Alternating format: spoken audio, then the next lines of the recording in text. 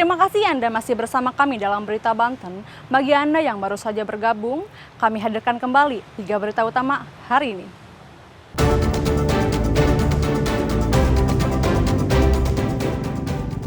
Kelalaian sopir truk di Kota Serang tabrak tiang listrik dan pohon.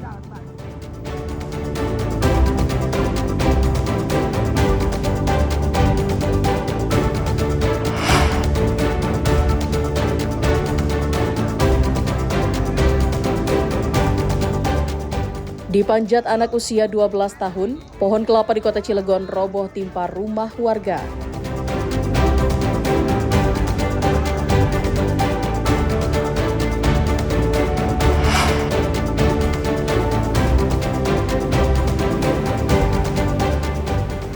Menjelang ajaran baru, siswa buru perlengkapan sekolah.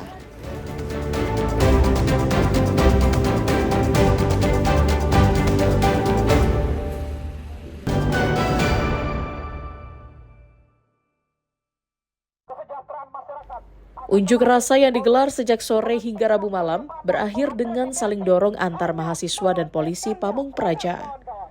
Aliansi Mahasiswa Pelajar dan Rakyat Ampera Banten menilai kepemimpinan Andra Soni dan Dimyati penuh janji kampanye yang belum terrealisasi.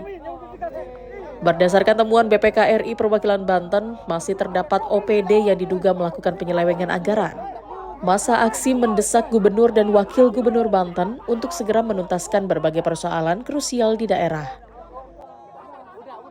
Mereka juga menuntut pemenuhan janji kampanye serta penindakan tegas terhadap dugaan korupsi yang terjadi di lingkungan pemerintah Provinsi Banten. Ariel Maranus dan Rivi Nugroho melaporkan dari Kota Serang.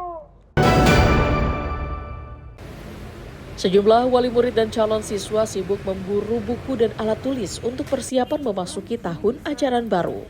Seperti yang terpantau di salah satu toko buku dan alat tulis di Jalan Surya Kencana Pamulang, Kota Tangerang Selatan. Harga perlengkapan sekolah ini pun dijual bervariasi, tergantung jenis dan kualitas produknya. Namun tidak sedikit beberapa perlengkapan sekolah mengalami kenaikan harga seperti seragam sekolah dan buku. Meski ada sedikit kenaikan harga, namun masih dianggap wajar karena banyak permintaan menjelang tahun ajaran baru.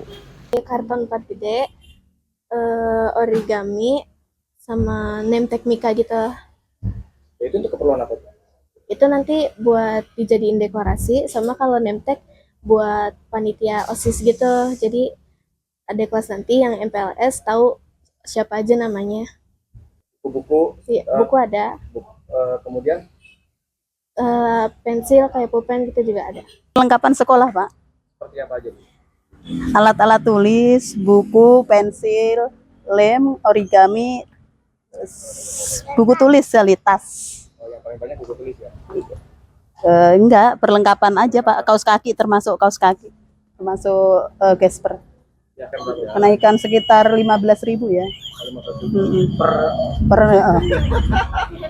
Membeli perlengkapan sekolah baru diharapkan bisa menjadi penyemangat siswa untuk bersekolah.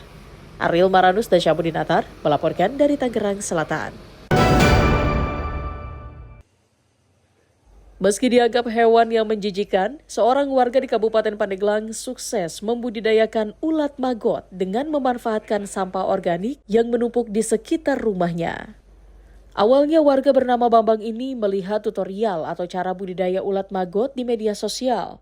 Meski sering gagal, namun Bambang terus mencoba hingga sukses menjadi pembudidaya ulat maggot. Dengan memanfaatkan lahan sekitar rumahnya, Bambang saat ini memiliki sebanyak 50 kotak untuk pembudidayaan ulat maggot. Maggot sendiri berasal dari telur indukan lalat jenis Black Soldier Fly. Bambang mengaku jika untuk modal awal budidaya ular maggot tersebut kurang lebih 5 juta hingga 10 juta rupiah.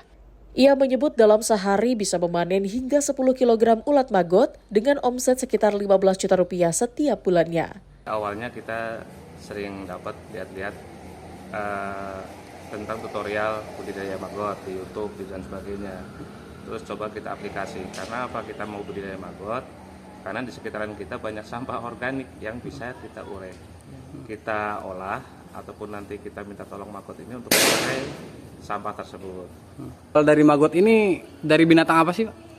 Ini adalah jenis lalat yang memang lalat tertentu, BSF atau Black Soldier Fly.